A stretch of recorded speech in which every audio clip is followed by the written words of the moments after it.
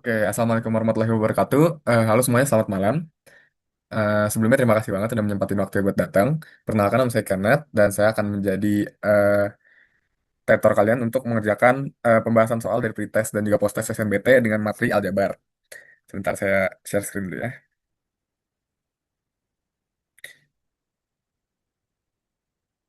Oke, jadi nanti untuk sistem pembelajarannya, nanti saya akan bahas soalnya. Saya kasih waktu beberapa menit untuk baca soal, terus kita kerjakan bareng-bareng. Kalau ada yang mau ditanya, langsung open mic atau chat aja di chat all ya.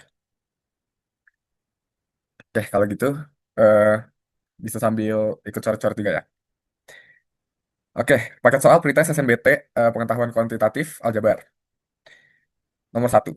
Jika S memenuhi 2 ditambah 4 dikali S sama dengan 14, nilai S adalah... Nah, jadi untuk tipe soal kayak gini, yang kita harus perhatikan adalah em, tangga dari si operator itu. Tangga prioritas bisa disebutnya. Nah, jadi tangga prioritas itu apa? Prioritas kita tuh ngerjain yang mana dulu dari antara operator-operator ini. Kayak gitu.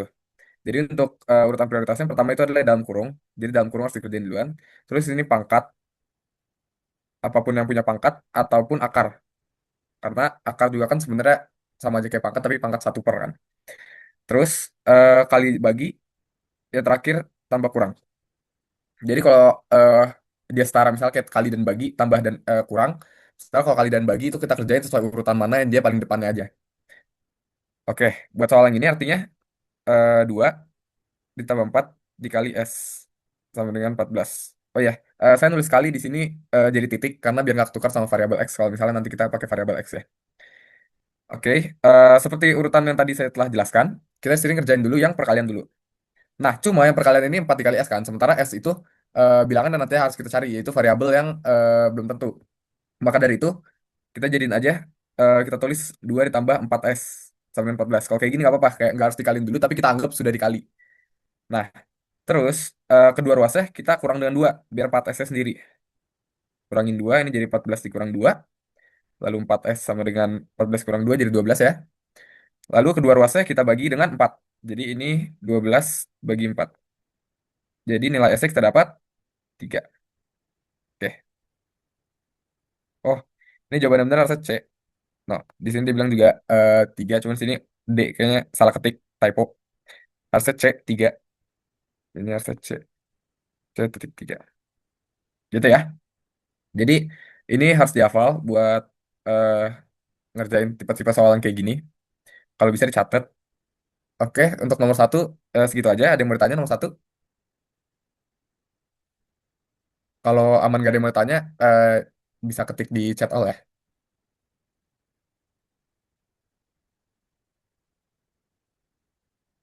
Oke, saya anggap aman dulu. Kalau ada yang mau tanya nanti langsung aja antara open mic atau chat di all.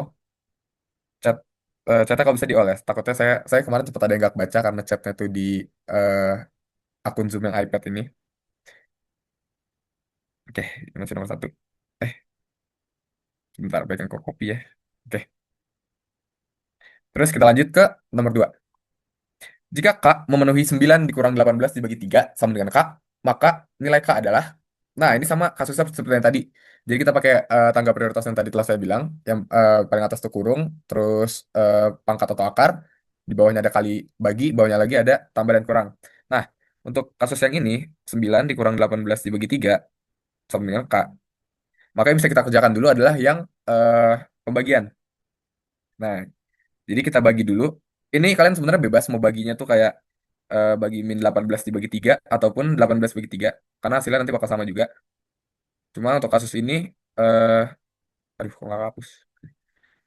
Untuk kasus ini kita jadiin biar dipermudah aja 9 dikurang 18 bagi 3. 18 bagi 3 itu kan 6 sama dengan K. Nah, terus sisanya tinggal eh 9 dikurang 6 3 sama dengan K. Maka nilai K yang kita dapat adalah 3 aja D. Ini juga termasuk soal yang lumayan mudah. Sebenarnya nggak ada trik-trik khusus kan, biasanya kalau di pengetahuan kuantitatif atau SNBT gitu dikasih waktu kan, jadi buat ngerjain soal-soalan kayak gini sebenarnya kecepatan kalian ngitung aja sama seberapa kalian ingat sama sifat prioritas yang tadi saya bilang. Untuk nomor dua ada yang mau bertanya?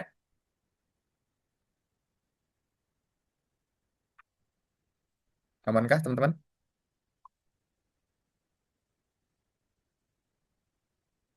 Oke, kita coba lanjut aja dulu ya. Kalau ada yang mau ditanya, langsung tanyain aja. Kita lanjut ke nomor 3. Oh iya, BTW, suara saya aman kan ya? Layar juga aman? Bisa kasih responnya kalau aman, guys. Saya takutnya dari tadi saya ngomong gak kedengeran nih.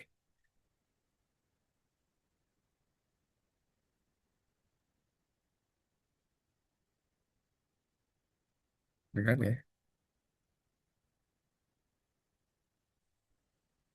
Ada yang bisa respon, teman-teman? Ada yang dengar? Oke, makasih responnya ya.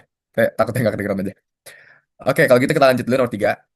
Jika A memenuhi 10 dikurang 6 dikali A sama dengan 22, maka nilai A adalah, ini contoh soalnya masih sama jenisnya kayak yang tadi. Kita tulis 10 dikurang 6 dikali A.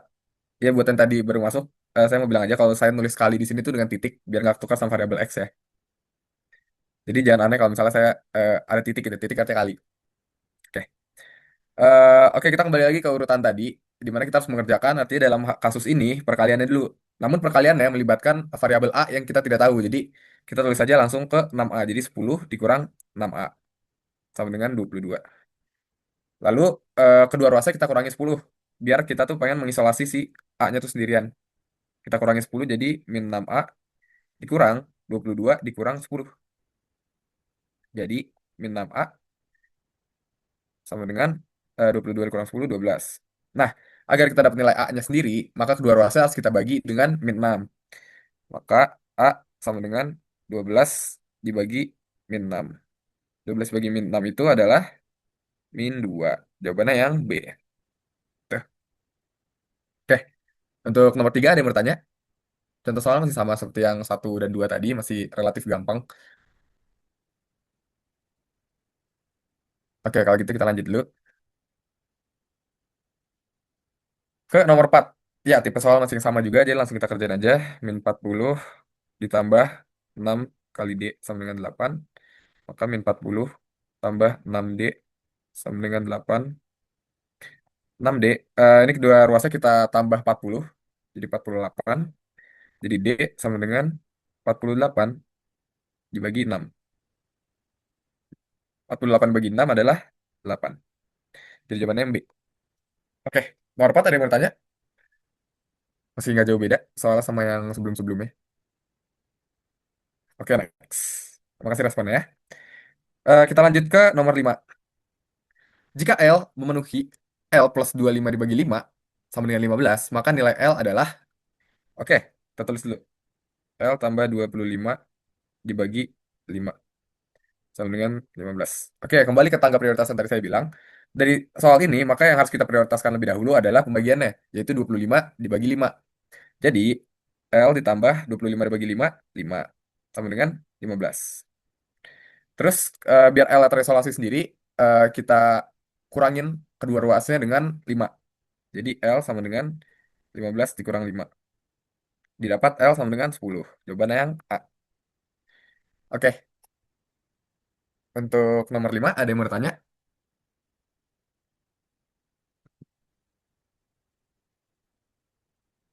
Ini jenis soalnya dari tadi masih cuma satu aja ya, yang pembagian penjumlahan aljabar, perkalian operator-operator aljabar. Nanti kita masuk ke contoh soal yang lebih beda lagi. Oke, kalau gitu kita lanjut dulu. Nah, nomor 6 ini sebenarnya agak tricky. Waktu saya ngelihat soalnya juga ternyata lumayan mikir dan lumayan butuh waktu. Oke, jadi kita perhatikan dulu di sini. Soalnya tuh apakah kalau dikurung kurawal seperti ini artinya dia itu merupakan himpunan. Jadi apakah X X depannya ini nih melambangkan variabel yang ada di himpunan itu. Jadi X eh, dia tuh dibatasin sama min 1 dan juga 1 karena kurang dari sama dengannya tuh nggak ada eh, nggak ada sama dengannya, karena kurang dari yang nggak ada sama dengannya, maka dari itu min 1 sama 1 itu nggak termasuk. Jadi kalau digambar dalam garis bilangan seperti ini bulat tanah kosong, ini min 1, ini 1.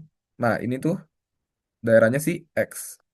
Nah, ini yang dimaksud sama soalnya bilangan real, jadi bisa literally semua nomor yang ada di dalam matematika ya, kalau bilangan real merupakan himpunan penyelesaian mutlak 2x tambah B sama dengan A.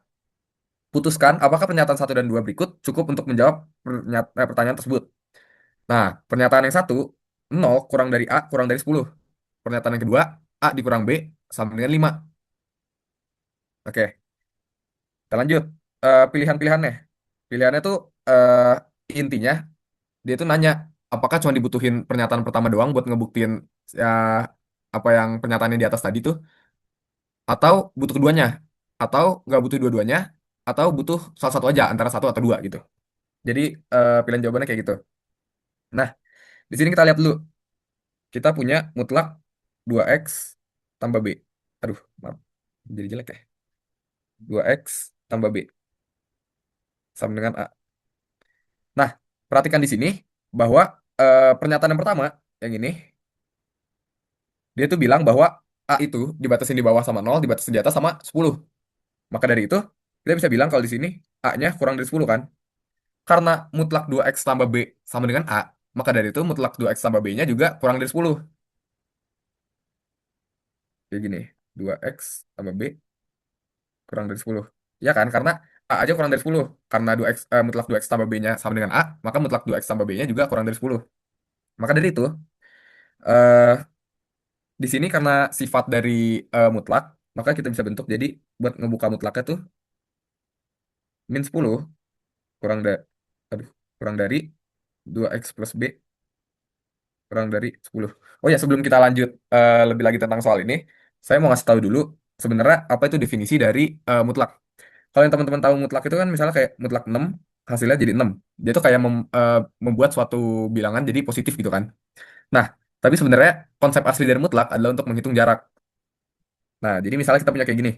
Kita punya garis bilangan, eh, misalnya ini titik 0, ini 4, ini min 6 gitu.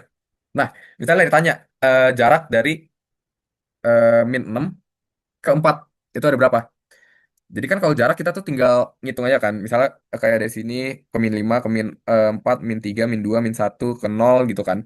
Mudahnya kayak gitu. Cuma biar lebih dipergampang lagi, tinggal min 6 dikurangin 4. Karena dari sini ke sini gitu ya.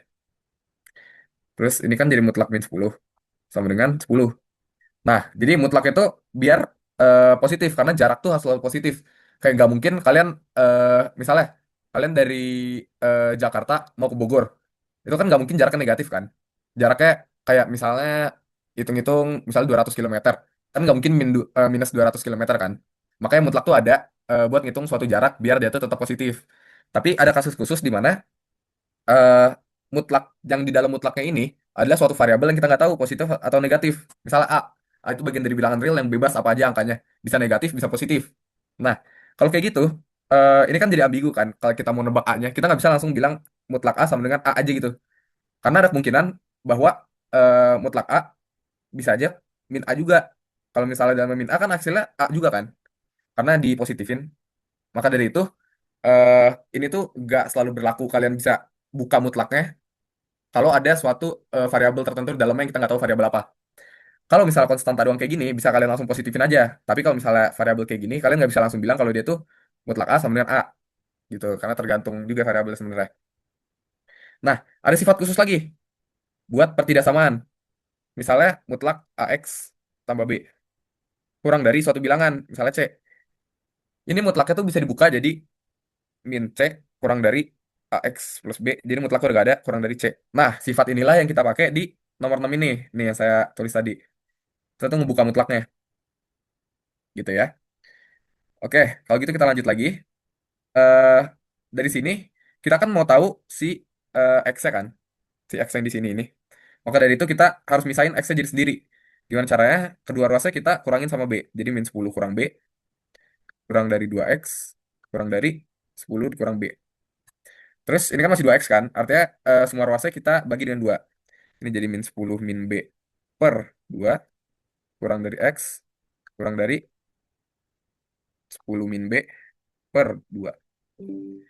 Oke, kita dapat bentuk ini dari ngolah yang awal dengan persamaan yang pernyataan yang pertama. Nah, terus kita lihat di sini bentuknya. Si ini bentuknya tuh kan udah mirip kan, X sendirian di tengah, sama kayak bentuk si ini, X sendirian di tengah. Maka dari itu, kita bisa bilang kalau misalnya min 10 min B per 2 ini adalah min satu. Ya kan? Kalau kalian samain misalnya nih, ini tuh min satu kurang dari X, kurang dari... Nah, ini kan yang mau kita buktikan kan? Maka dari itu artinya si ini itu sama dengan ini, si ini sama dengan ini. Nah, kita bisa bilang kayak gitu ya. Kita tulis juga 10 min B per 2 sama dengan satu. Nah, em, sebentar. Saya izin minum sebentar ya.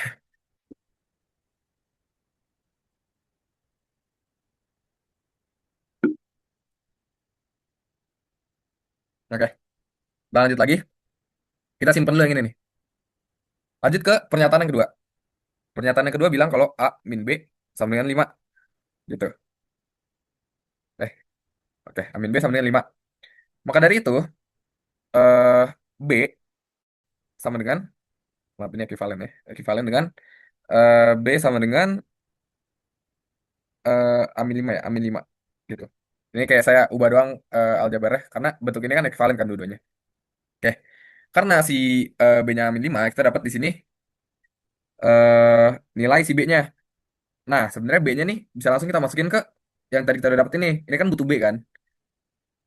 Jadi langsung kita substitusi aja.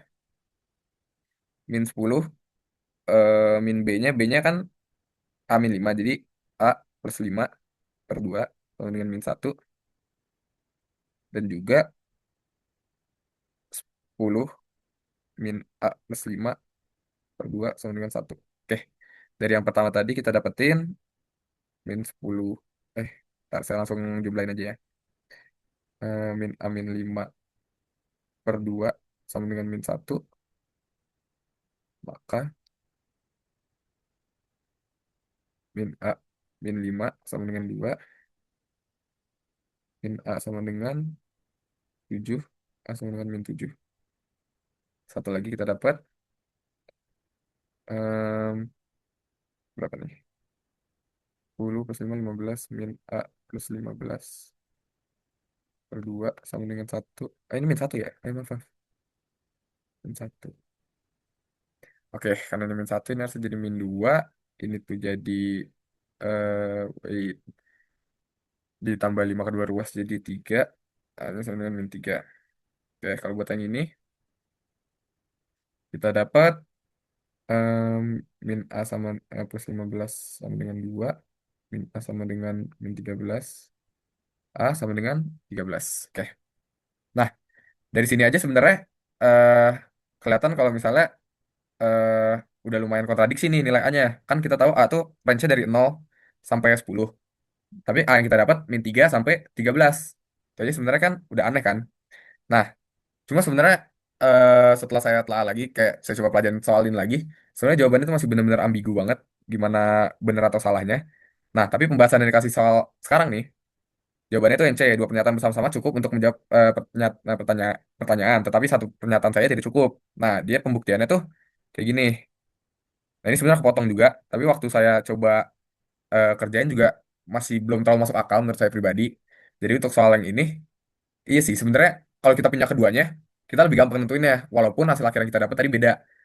Nah, jadi kalau misalnya ada soal kayak gini, kalian coba aja gunain dua-duanya atau gunain satu aja. Kalau misal satu aja udah cukup, kalian nggak perlu, kalian jawabnya ya udah satu aja cukup. Kalau enggak, kalau emang butuh dua-duanya buat bisa cukup, kayak misalnya ini cuma ada A, ini cuma ada B. Nah, biasanya kayak gitu tuh butuh dua-duanya. Maka dari itu, kalian sesuaiin lagi aja sama bentuk soalnya. Untuk soal yang ini, pembahasan lebih lanjutnya, saya kurang kurang paham secara pribadi karena emang agak-agak ambigu juga soalnya. Untuk soal ini dulu ada yang mau bertanya? Ini jujur levelnya udah lumayan susah. Kayak harusnya kalau buat SNBT ya saya kurang tahu. Cuma harusnya eh, tipe soal kayak gini kan butuh waktu yang lama banget buat ngolahnya. Jadi entah bakal keluar, mungkin bakal keluar kalau misalnya di PM. Kalau di PK, saya nggak terlalu yakin bakal keluar kayak ginian. Ada yang mau bertanya teman-teman?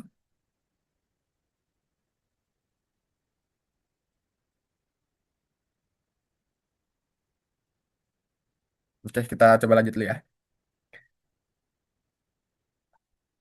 Nomor 7.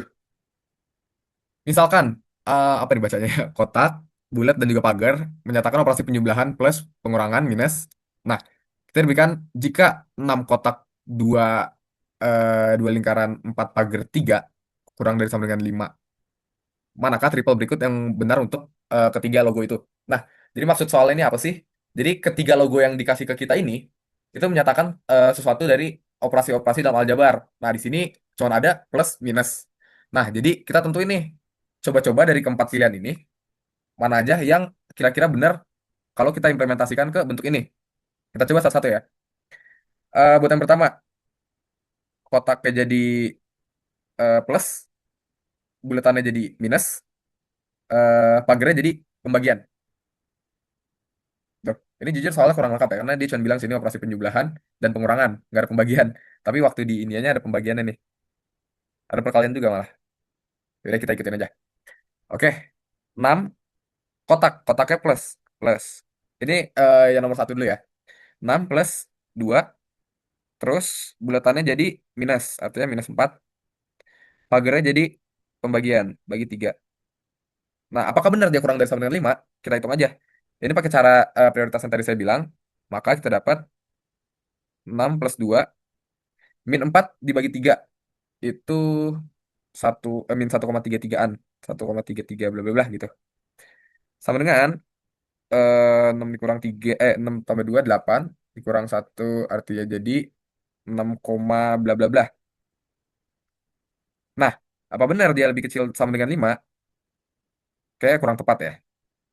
Karena 6, aja udah lebih tinggi dari 5. Maka dari itu pernyataan pertama itu salah. Lalu kita lanjut yang kedua, 6 ditambah 2 dibagi 4 ditambah 3. Kita lihat artinya operasi yang pe- apa namanya pembagian dulu.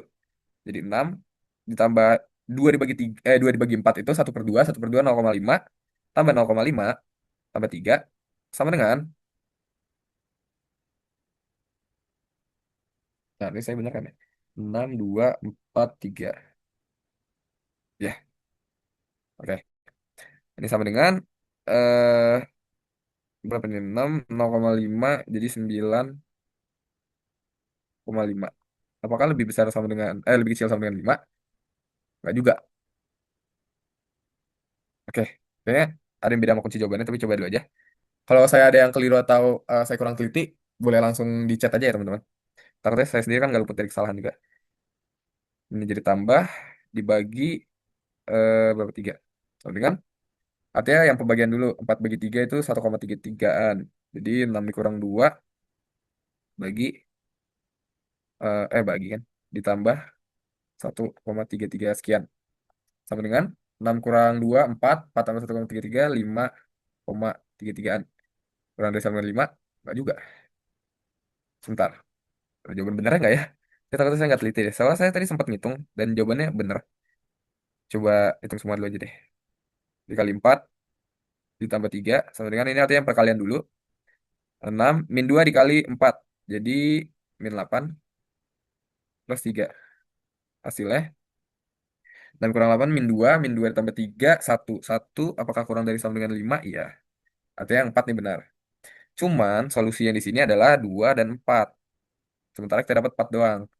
Apa saya ada salah ya? Coba kita telah lagi solusinya. eh Dia bilang solusinya 1 ini salah, 2 9 tambah 2/4 salah. Karena opsi 1 salah, maka opsi 4 masih benar. Karena 2 benar, maka 2 dan 4 benar. Nah, gimana? 2 aja salah. Ini dibilang 2 benar, tapi sini 2-nya salah. eh Coba teman-teman coba hitung sendiri. Kalau dari perhitungan saya sendiri sih, harusnya jawabannya tuh yang D, di mana 4 doang yang benar. Tapi dari solusi yang dikasih di sini, pastinya 2 dan 4.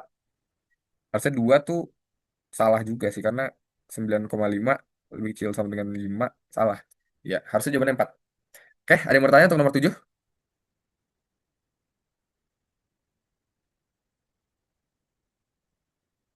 Bisa kita next. Oke, kita lanjut aja ya. Oke, kita masuk ke nomor 8. Misalkan, theta dan juga delta menyatakan operasi penjumlahan plus pengurangan minus perkalian X pembagian bagi. Nah, jika 6 theta 3 delta 4 lebih dari 5, manakah pasangan berikut yang benar? Nah, ini sama kayak tadi contohnya. Tinggal kita substitusi aja sama kemungkinan-kemungkinan yang ada. Ini jadi 6 dikurang 3 dikali 4. 6 kurang 3 kali 4, kita lihat prioritasnya, kita pakai yang perkalian dulu. Jadi min 3 dikali 4, 6 min 12. Sama dengan min 6. Nah, apakah lebih besar dari 5? Tidak, karena min 6 itu lebih kecil dari 5. Maka dari itu pernyataan satu udah pasti salah. Kita lanjut. 6 dikurang 3 dibagi 4. Sama dengan, oke, selesai dengan urutan yang tadi, kita artinya yang pembagiannya dulu. Min 3 dibagi 4, min 0,75. Jadi 6 dikurang 0,75. Sama dengan 5,25. Apakah lebih besar dari 5? Ya. Maka dari itu pernyataan kedua benar. Pernyataan ketiga, 6 dibagi 3 dikurang 4. Kita bagiin dulu. 6 dibagi 3, 2. Dikurang 4. Sama dengan min 2. Apakah min 2 lebih besar dari 5? Salah. Karena min 2 lebih kecil dari 5. Pernyataan terakhir, 6 dibagi 3 dikali 4. Sama dengan 6 dibagi 3. Ini karena posisinya sama, ada perkalian dan juga pembagian. Kan kalau dalam tangga prioritas yang tadi saya sebutin di awal, dia itu setara kan kedudukannya. Maka dari itu kita kerjakan yang paling depan dulu. Karena paling depan pembagian dulu, maka kita bagiin dulu. Jadi 6 dibagi 3, 2 dikali 4 sama dengan 2 dikali 4, 8. Apakah 8 lebih besar dari 5? Betul. Maka dari itu jawaban pernyataan yang benar adalah 2 dan juga 4. Yang C. Oke, sama solusinya. Ada yang mau bertanya nomor 8? Ada yang masih bingung?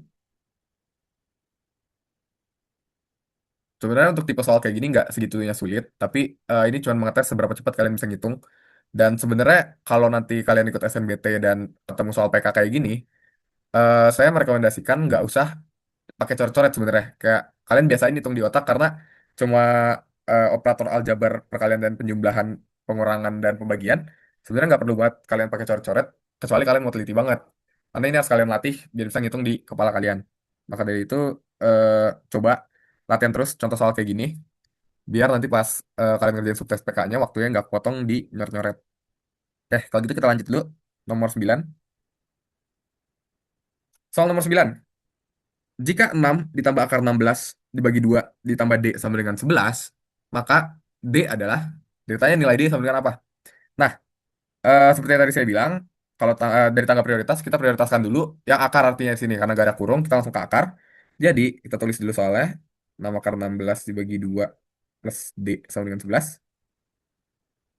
Kita kerjakan dulu yang akar. Jadi 6 ditambah 16 itu eh, akar dari 16 adalah 4 bagi 2 tambah D.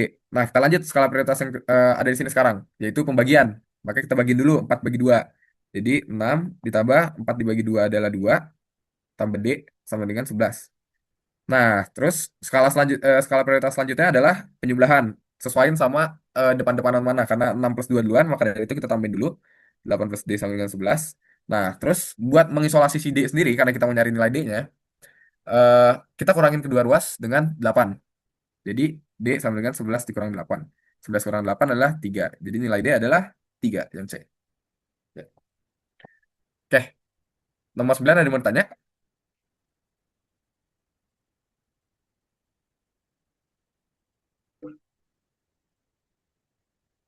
Oke, kalau belum ada yang mau tanya, kita lanjut nomor 10 dulu.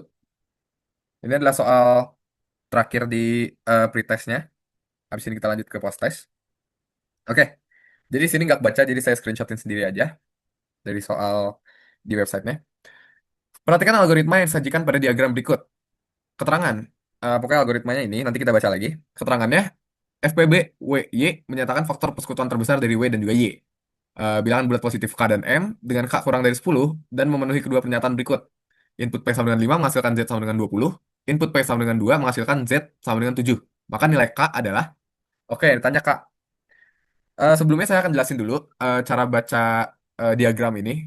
Ini kalau nggak salah namanya flowchart. Kalian kalau mau eh, coba-coba pakai flowchart, kalian bisa download di PC ataupun desktop kalian. Aplikasi namanya Flowgorithm.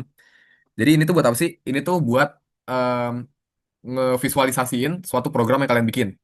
Nah, jadi bulatan kayak gini melambangkan awal dan juga akhir kayak gini. Ini kan awalnya, ini akhirnya. Nah, terus eh, yang kotak kayak jajar genjang kayak gini itu adalah input nilai yang kita harus masukin di awal. Jadi kalau misalnya kalian ngejalanin program ini, pasti keluar tuh pertama ya. Silakan input nilai P. Nanti kalau kalian input, baru nilai P tersebut akan diproses di bagian bawah-bawahnya ini.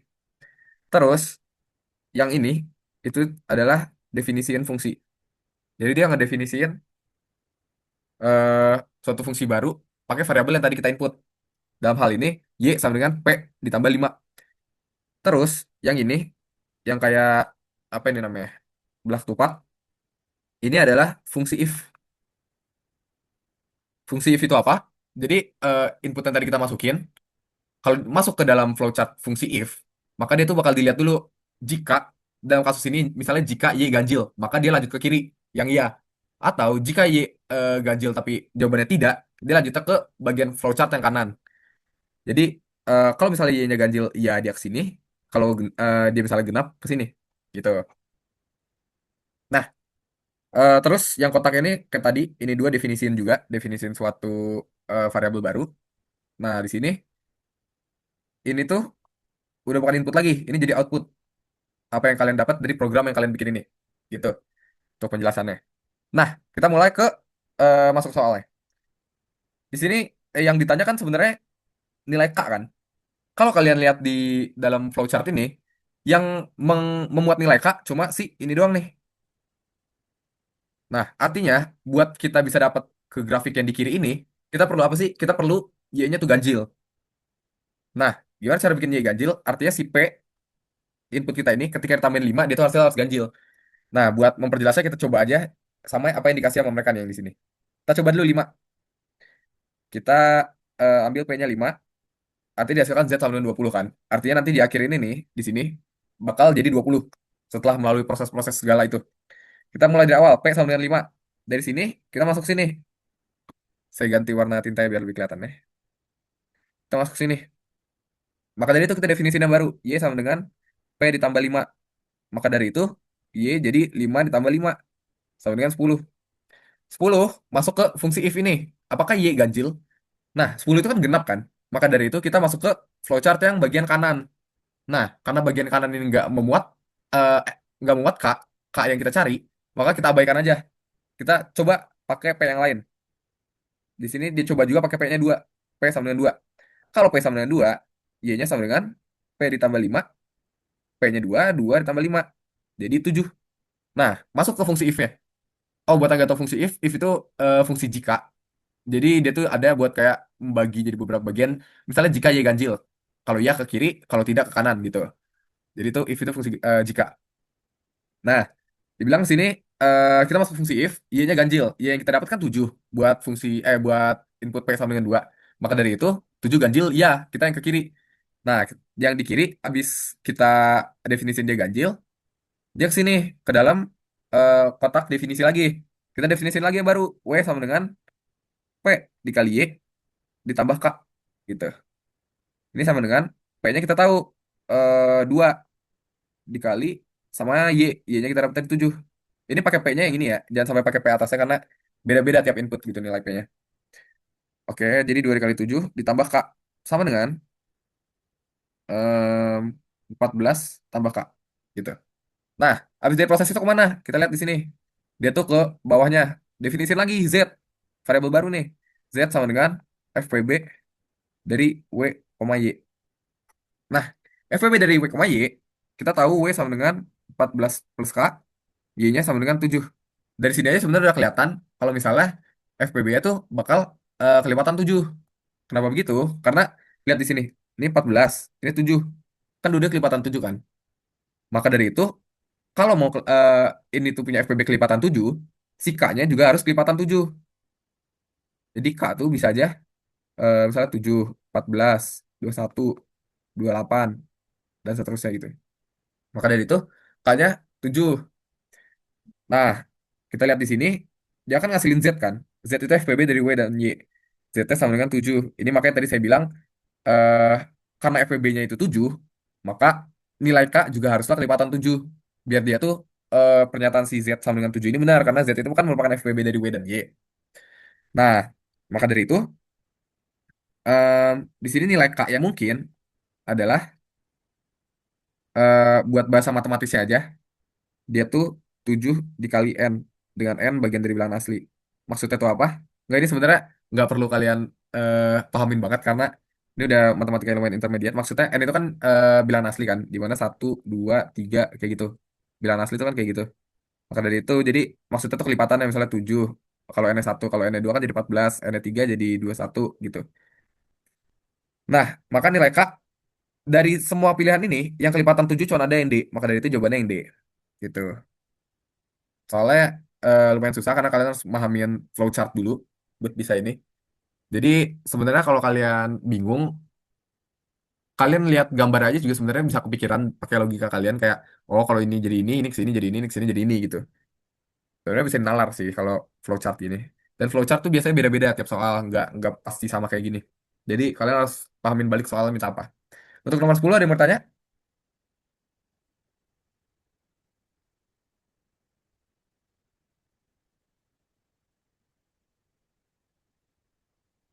Oke. Nah, kalau belum ada pertanyaan, kita lanjut ke post testnya dulu ya.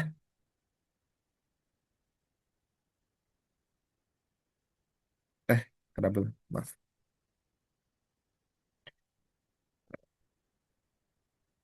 Ini kan ya.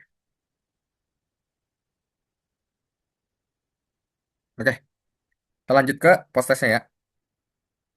Saya kasih waktu istirahat sebentar kayak udah mulai pusing kayak habis nomor 10 tadi. Lumayan ribet. Saya istirahat sebentar sambil baca-baca soal ini aja nih. Jadi untuk post testnya sendiri bakal ada 5 soal doang. Tapi bentuknya tuh kebanyakan bakal lumayan beda-beda dan cara ngerjainnya agak lumayan beda-beda. Jadi coba disimak lagi aja biar ngerti.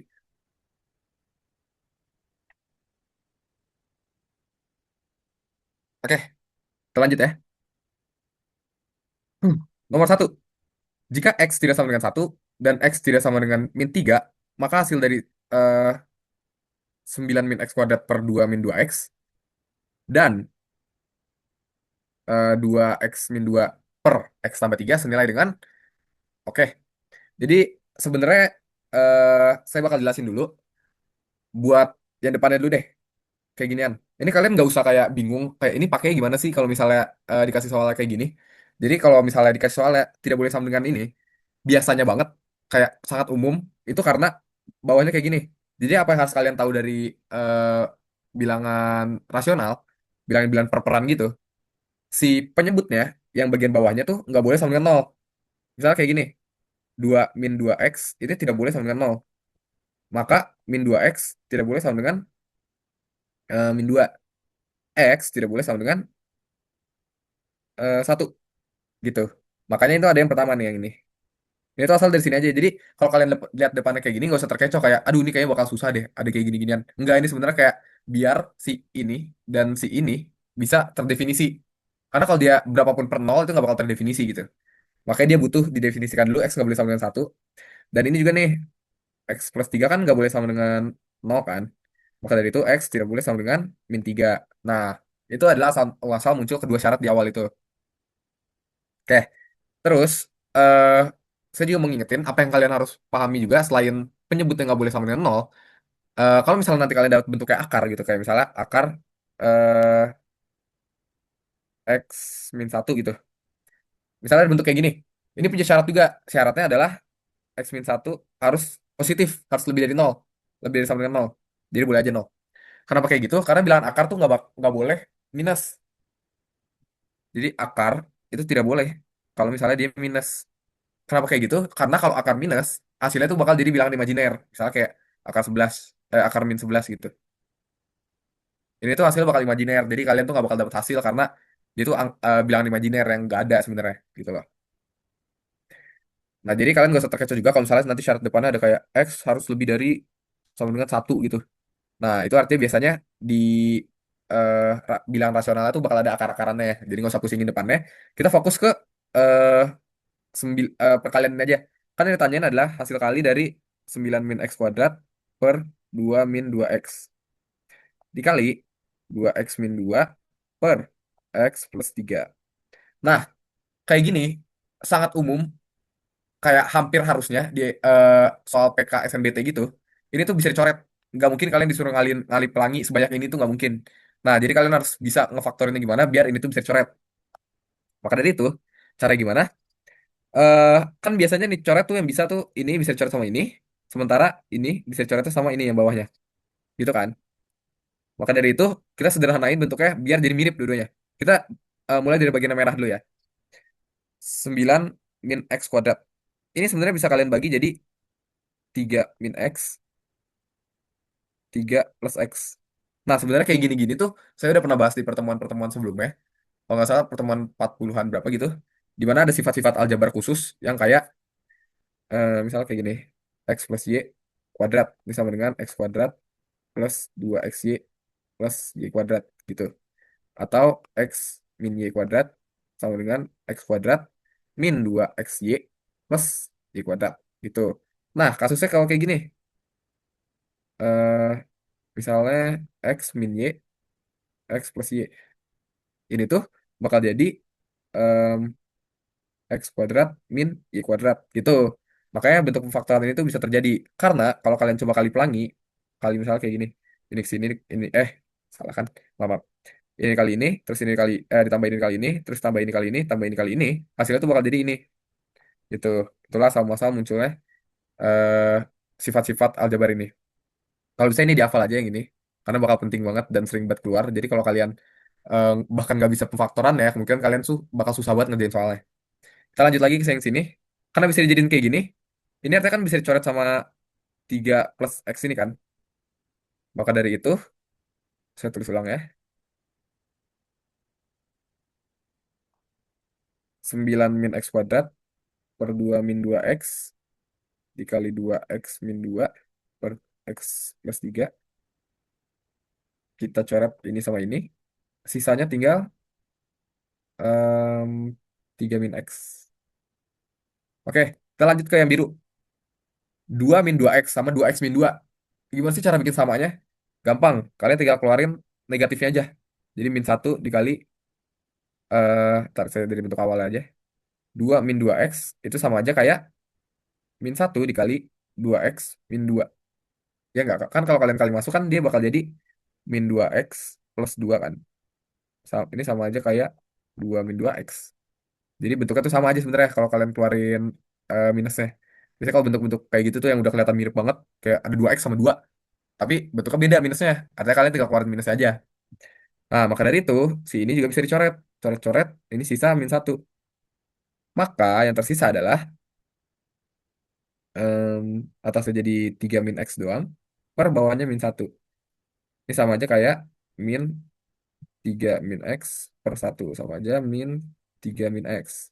Nah, min 3 min X kita kaliin jadi min 3 plus X. Atau X min 3. Sama aja, saya balik aja. Nah, X min 3 ada? Ada yang C jawabannya. Kayak gitu. Jadi ini pintar-pintaran kalian buat faktorisasi dan juga coret-coret aja. Karena ini sangat-sangat nggak mungkin kalau kalian kerjain langsung gitu.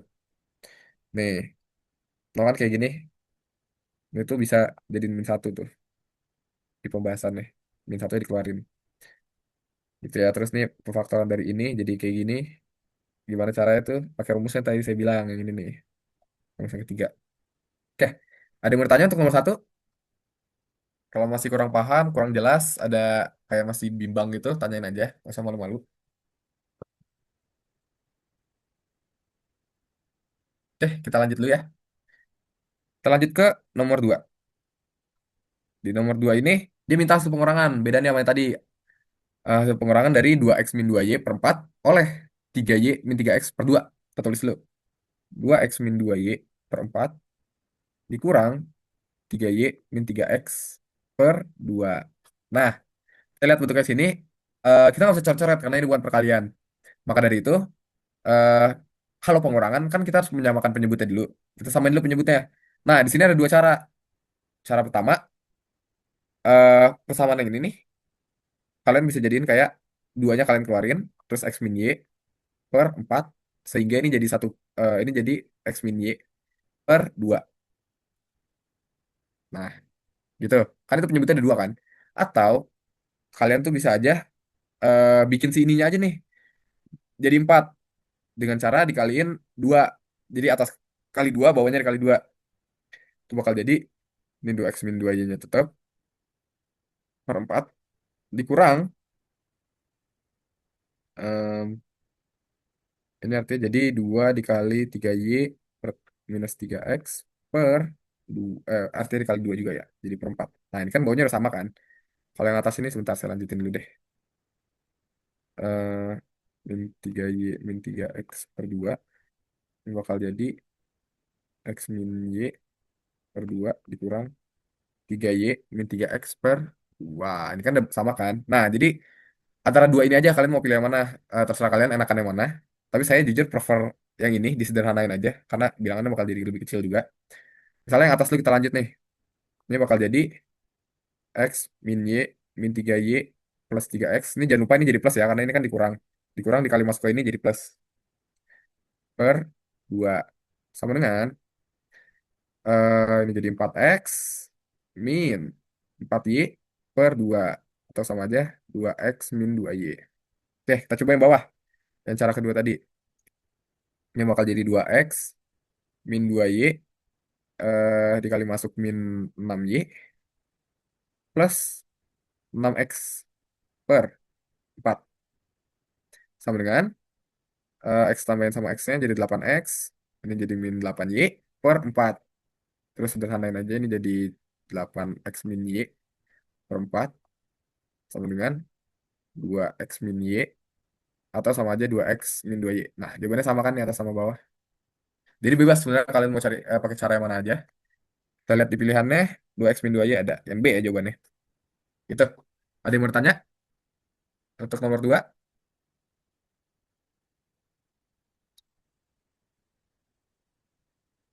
Oke, kita lanjut dulu aja ya. Kita lanjut ke nomor 3. Nomor 3. Kita baca dulu soalnya. Definisikan nol kurang dari X kurang dari satu. Jadi X itu bakal ada dari range nol sama satu, tapi nol sama satu nggak masuk. Manakah hubungan yang benar antara kuantitas P dan Q berikut berdasarkan informasi yang diberikan? Nah, ini contoh soal yang sering muncul di PK, SNBT, kayak hubungan antara P dan juga Q. Itu sering banget muncul. Biasanya di perbandingan kuantitatif, sebenarnya materi yang sempat kita bahas juga. Cuma masuk ke materi aljabar juga kadang-kadang karena proses aljabar inilah yang dilihat. Nah, ini sebenarnya sama aja kayak yang tadi, P-nya. Ini bisa aja kita sederhanain. P itu kan X pangkat 4 min 1 per X kuadrat min 1. Bisa sederhanain pakai sifat yang ketiga yang tadi saya tulis. Ini bakal jadi, kalian nggak usah ragu karena pangkatnya kelihatan tinggi banget gitu kayak ini gimana ngolahnya. Nah, sebenarnya sama aja sama yang biasa. Kalian tinggal nganggap dia sebagai satu bilangan aja X kuadrat gitu. X kuadrat plus 1 per, ini tetap X kuadrat min 1. Maka dari itu, ini kan bisa coret kan? Coret, coret. Sisanya adalah X kuadrat plus 1. Nah, buat Q-nya, ya udah X plus 1 aja nggak usah diapa-apain karena udah paling bentuk paling sederhana itu. Nah, yang kita tahu di sini, perhatikan bahwa nol kurang dari X kurang dari satu. Maka nilai X tuh bakal kurang dari satu. Maksudnya apa sih? Kayak 1 per 2, 1 per 3, 1 per 4, kayak seterusnya lah. Itu bakal jadi nilai si X. Nah, karena nilai X satu per satu peran, kan kalau di sini kalian ngebayangin kayak kalau P-nya sama dengan X kuadrat plus satu, terus ininya Q plus satu sama dengan Q, maka hubungan kayak di otak kalian, X kuadrat kan pasti lebih banyak daripada, lebih gede daripada X kan, maka kalian bakal berpikir kayak gini. Nah tapi ini tuh salah. Dalam kasus X-nya tuh di range ini, range 0 sampai 1. Karena misalnya aja kita ambil 1 per 2 X-nya, ini kalau dikuadratin kan jadi 1 per 4 kan. Nah 1 per 4 kalau kita bandingin sama 1 per 2 tetap lebih gede 1 per 2 gitu. Nah, jadi ini tuh bakal jadi kebalikan sama yang kita pikirin tadi. Karena sekali lagi dia tuh per peran. Kalau penyebutnya makin gede, makin dikuadratin, nilainya tuh bakal jadi lebih kecil. Gitu. Maka dari itu, ini hubungannya adalah kurang dari. Nah, ini lumayan tricky sini. eh Jawabannya tuh yang Q lebih besar dari P. Maaf. Saya kira jawabannya gak ada, tapi ini ternyata cuma ditukar Q-nya, posisinya. Oke, ini lumayan tricky. Ada yang mau ditanya? Kalau kalian nggak baca syaratnya mungkin banget kalian bakal jawab yang A. Cuma ini syaratnya emang khusus banget buat bilangan-bilangan nomor di bawah satu yang masih di atas nol. Itu tuh emang punya sifat khusus biasanya di dalam beberapa eh, pelajaran-pelajaran matematika. Oke, nomor 3 yang mau tanya? Ya, saya izin minum dulu ya.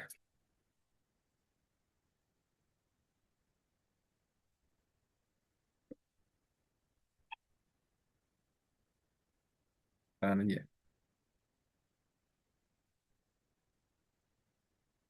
Oke, kita lanjut ya kalau gitu. Masuk ke nomor 4. Nah, nomor 4 ini sebenarnya gambarnya juga agak kedistorsi di PDF-nya. Makanya saya tulis sendiri. Jadi si P itu ini, si Q itu ini. Gitu ya. Nah, diketahui di sini X lebih besar dari satu. Manakah hubungan yang benar antara kuantitas P dan Q? Berikut berdasarkan informasi yang diberikan. Informasi yang diberikan, P-nya itu adalah X pangkat 3 dikurungin pangkatin 3 per X dikali X kuadrat dipangkatin 4. Terus ada lagi satu per X. Nah, oke. Untuk sifat pangkat, kalau teman-teman harus ingat bahwa saya tulis saja biar apa juga. Kalau misal X dikali X min satu ini bakal jadi satu. Kenapa begitu? Karena X pangkat min satu itu sama aja kayak satu per X. Jadi kalau misalnya X dikali satu per X, ya udah jadi X per X. Sama dengan satu. Gitu. Nah, terus juga kalau misal pangkat minus kayak X min 2 ini sama aja. Ini bakal jadi kayak satu per X pangkat 2. Jadi kalau pokoknya kalau pangkatnya min artinya dia jadiin penyebut. Jadi satu per bilangan tersebutnya. Terus ada sifat lagi X pangkat A dipangkatin lagi sama B. Ini bakal jadi X pangkat salah. Maaf ya. X A dikali B. Oke, gitu. Berbeda kalau misalnya X A ditambah em, X B gitu. X B. Kali ini bakal jadi tetap X pangkat A tambah X pangkat B aja. Nggak bakal gerak kemana-mana. Ini nggak bisa diapa-apain lagi. Nah, tapi kalau misalnya bentuknya kayak gini, itu jadi ditambah pangkatnya.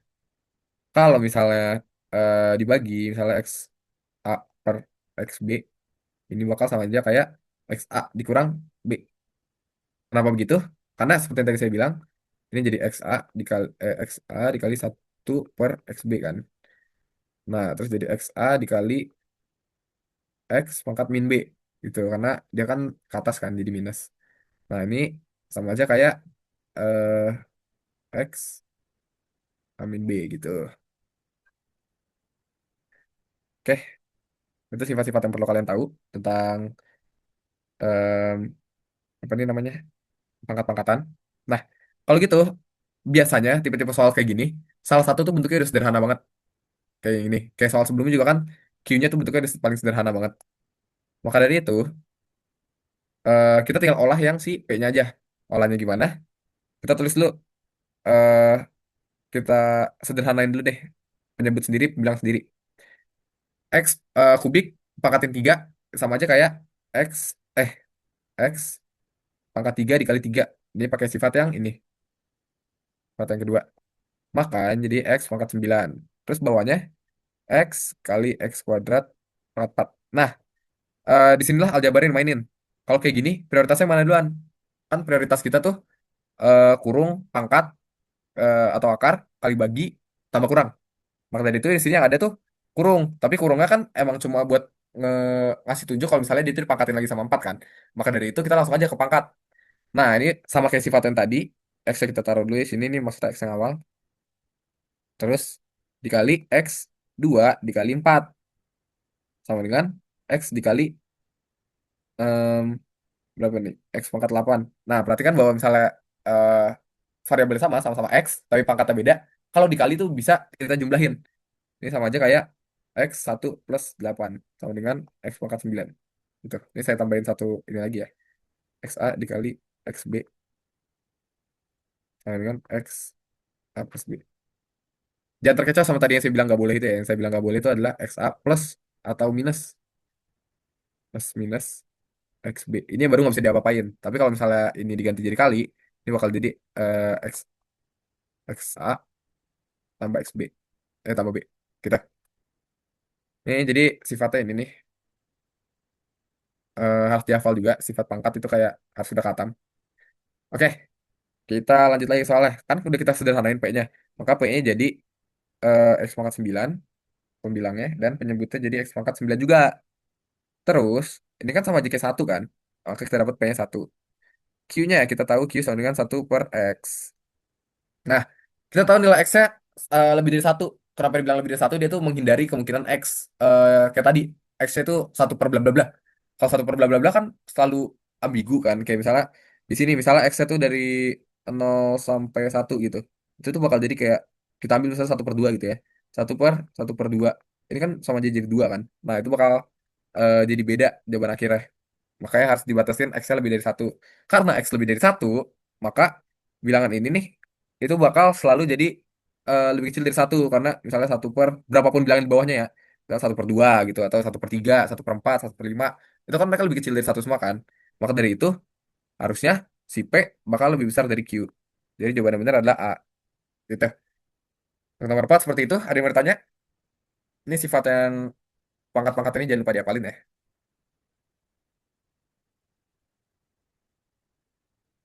Mana apakah ada yang mau bertanya teman-teman? Oke, saya anggap belum ada ya. Kalau gitu kita lanjut dulu. Nah, ini untuk soal terakhir. Jadi untuk postesnya cuma ada 5 soal aja. Oke, soal terakhir ini kita baca dulu soalnya. Jika diberikan input n sama dengan min 6, manakah pernyataan berikut yang benar dengan menjalankan prosedur yang disajikan diagram? Oke, kita balik lagi sama flowchart. Flowchart ini seperti yang tadi saya udah jelasin cara bacanya. Jadi saya coba jelasin ulang aja. Si yang bentuknya bulatan kayak gini yang lonjong, ini adalah input, ini adalah start atau end buat memberitahu kalau kita mulai program tersebut atau mengakhiri program tersebut. Ini adalah input yang bentuknya jajar genjang. Untuk yang bentuknya belah ketupat ini adalah fungsi if, fungsi jika atau jika. Terus yang ini definisi, ini definisi, ini definisi. Pokoknya samain aja bentuknya sama yang lainnya ya. Kayak ini juga if juga. Jadi ini lumayan unik ya karena if ada 2 kali. Jadi misalnya jika sesuatu itu ini, maka ke sini. Terus ada lagi if ya, jika sesuatu itu ini, ke sini juga gitu. Jadi if lumayan banyak nih. Kita coba ini buat yang nggak kebaca, ini tuh Q sama dengan P/4. Ini sama dengan P sama dengan N kuadrat. Ini Q sama dengan 2N+1. Ini N dikali P dikali Q. Terus yang ini Q sama dengan 3N-1. Gitu ya. Nah, oke, lanjut soalnya. Jika diberikan input N sama dengan min 6, manakah pernyataan berikut yang benar menjalankan prosedur tersebut? Oke, prosedur yang dimaksud adalah ini 4 ini. Maksud yang soal ini mau bilang, apakah kalau misalnya kita input N sama dengan min 6, kita tuh bakal melewati proses-proses ini. Q bilangan kuadrat, Q bilangan genap, P kurang Q bilangan ganjil, dan juga ini. Itu nanti kita harus tes-tes dengan kalau kita input N6. Kalau gitu kita coba input dulu N6. Kita mulai dari awal. Mulai. N kita input 6, min 6. Kita input min 6. Kita ganti warna deh, biar lebih enak dilihat. Min 6. Masuk ke fungsi if. Apakah N lebih dari 0? 6 itu kan negatif kan, kurang dari 0 kan. Nah, artinya kita masuk ke yang tidak. Kita masuk sini. Tidak ya. Nah, maka P sama dengan N kuadrat. eh kita tulis lagi ke tadi aja biar lebih gampang bacanya ya. Kita ambil N sama dengan min 6. Biasanya bikin-bikin variabel kayak gini ya, kalau misalnya kalau ngerjain flowchart, biar kalian tuh hafal variabel-variabelnya. Karena kita maksudnya ketiga, terus kita harus hitung ini, kita definisikan variabel baru P sama dengan N kuadrat. Sama dengan min 6 dikuadratin. 36. Oke, terus lanjut lagi ke definisi selanjutnya. Yang ini, Q sama dengan P/4. Sama dengan, nah, di sini kan P-nya tadi kita dapat 36. Artinya 36/4. 36 dibagi 4 itu 9. Maka kita dapat Q-nya 9. Terus, eh habis dari situ kan kita ke sini kan. Di sini ya udah outputnya N, P, dan Q. Nggak usah diapa-apain lagi. Artinya kita tuh sekarang punya ini semua nih, N, P, sama Q. Oke, kita coba samain nama eh prosedur-prosedur ini. Terus sini Q adalah bilangan kuadrat. Tadi kita dapat Q-nya berapa? Q-nya kita dapat 9. 9 apakah bilangan kuadrat? Ya, dia adalah kuadrat dari 3. 3 kuadrat kan sama dengan 9. Sorry 2 ini. Nah, maka dari itu, pernyataan pertama benar. Terus lanjut. Nomor 2, Q adalah bilangan genap. Q sama dengan kan 9. 9 genap atau ganjil? Ganjil. Artinya, pernyataan kedua salah. 3, P dikurang Q bilangan ganjil. P dikurang Q sama dengan, tadi kita dapat P-nya berapa? P-nya 36. 36 dikurang Q. Q-nya berapa? 9. Maka 36 dikurang 9, hasilnya adalah jadi berapa ini? Kurang 3, 27 ya? 27. 27 apakah bilang ganjil? Iya, artinya pernyataan 3 benar. Pernyataan 4, P. tambah N per Q lebih dari 4. Apa iya? Kita tes. P-nya berapa? 36. N-nya berapa? Ditambah min 6 per Q-nya 9. Sama dengan 36 dikurang 6 jadi 30 per 9. 30 per 9 itu kan kalau kita sederhanakan paling dekat sama 9 tuh 27 ya. 27 itu kan 3. Maka dari itu jadi 3 3 per 9 atau 31 per 3 atau berapa tuh artinya 3,33 ya. Nah, 3,33 apakah lebih dari 4? Salah. Maka pernyataan keempat salah. Jadi pernyataan yang benar adalah satu dan 2. Tapi nggak ada di pilih. 1 dan 3, maaf. Ada. Oke. Jadi jawaban yang benar adalah yang B. 1 dan 3. Karena Q adalah bilangan kuadrat, 9 bilangan kuadrat, betul. P min Q, bilangan ganjil. 36 dibagi 9 sama dengan 27, ganjil, benar. Nah, dari itu jawabannya yang 1 dan 3. Kayak gitu. Oke, itu adalah soal terakhir dari post-testnya. Untuk nomor 5 ada yang mau tanya? Oke, untuk keseluruhan dari pretest dan juga post-test, apakah ada yang mau ditanya?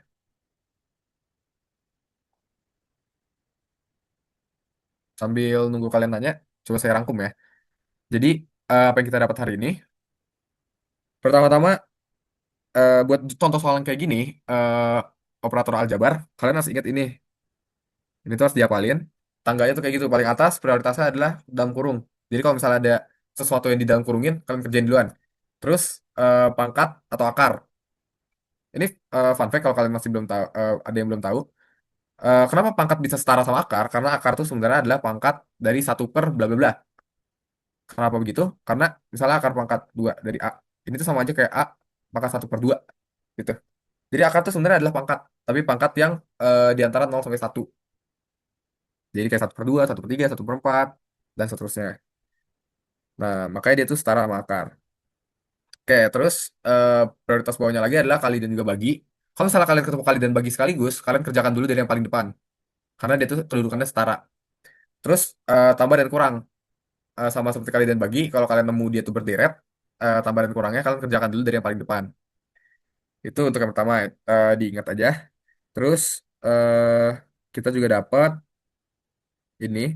Sebenarnya ini tentang definisi mutlak aja. Mutlak itu sebenarnya ada jarak. Kenapa dia selalu positif? Karena jarak selalu positif. Seperti kita misalnya ngitung jarak dari ujung ruangan kita kiri sampai kanan, nggak mungkin jarak negatif kan? Makanya mutlak itu selalu positif. Terus kita juga belajar tentang operator yang masih misterius kayak gini.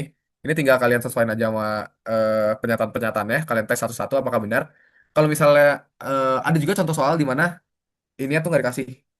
Bagian ini tuh nggak bakal dikasih. Jadi kalian literal harus tebak. Misalnya dia kasih tahu kalau misalnya eh, kotak, bulat dan juga pagar ini adalah suatu operator antara penjumlahan, perkalian, pembagian, pangkat dan lain-lainnya. Jadi kalian harus cari sendiri. Itu lumayan makan waktu sebenarnya, cuma kalian pakai logika-logika aja. Terus selanjutnya masih sama kayak yang tadi operator. Ini adalah contoh soal di mana muncul akar untuk pertama kalinya. Dan ini adalah algoritma dari suatu flowchart. Flowchart itu saya jelaskan kembali, flowchart itu merupakan program di mana kita menginput sesuatu, terus diproses sama flowchartnya, terus kita dapat suatu output. Dalam hal ini, kita input P, dapat output Z, gitu. Nah, untuk bacanya gimana? Sama tadi kayak bilang, kalau misalnya lonjong itu artinya awal atau akhir untuk memulai suatu flowchart. Terus kalau misalnya jajar genjang dia itu adalah input ataupun output. Kalau misalnya dia kotak aja itu adalah definisiin suatu fungsi, fungsi entah fungsi baru atau fungsi lama. Terus kalau misalnya dia belah ketupat, artinya dia adalah fungsi if yang percabangan nanti ya bisa kita ke kiri, bisa ke kanan, atau bisa ke bawah. Jadi sesuaiin aja sama apa yang dia pengen. Kalau sini kan kita bisa lihat kalau misalnya iya itu ke kiri, tidak itu ke kanan. Jadi sesuaikan aja nanti. Terus kita juga di post-test tuh belajar tentang eh, faktorisasi dari aljabar. Kalian harus hafal katam eh, tentang faktorisasi ini karena ini sering banget kepake, sangat-sangat berguna buat ngerjain soal-soal kayak gini. Sebenarnya masih banyak lagi buat jenis-jenis apa namanya faktorisasi aljabar. Kalian kalau mau search di Google, search saya faktorisasi aljabar, dia tuh ada sampai pangkat 3, pangkat 4, dia tuh nanti ada berderet banyak jenis-jenisnya lah. Gak usah dihafalin sih sebenarnya, kayak lama-lama hafal sendiri, dan yang menurut saya paling dibutuhin adalah ini tiga. Jadi kalau bisa ini tiga hafal aja. Terus kita juga belajar cara menyederhanakan, Dari sini juga harus diperhatikan syarat yang diminta sama soal kayak gini. Dari tadi tuh di post test tuh banyak kayak syarat-syarat di soal yang harus banget diperhatikan. Ya, misalnya X dari 0 sampai 1. Karena kalau misalnya X nggak dari 0 sampai 1, jawabannya kemungkinan bisa berbeda. Kayak yang ini juga kalau X-nya lebih dari kalau misalnya X dari bukan lebih dari 1, hasilnya juga kemungkinan berbeda hasil akhirnya. Jadi kalian harus perhatikan banget. Terus ini juga kembali ke flowchart lagi seperti itu. Oke, apakah ada yang mau bertanya teman-teman?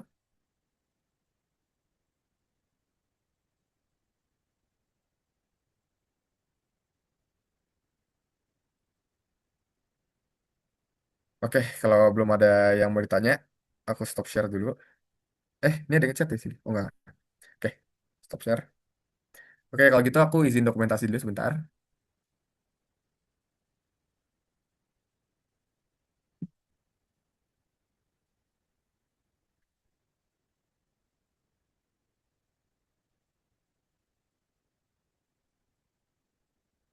Oke, kalau gitu saya minta maaf kalau misalnya ada kesalahan dalam cara pengajaran saya, ada yang kurang berkenan di hati teman-teman semua.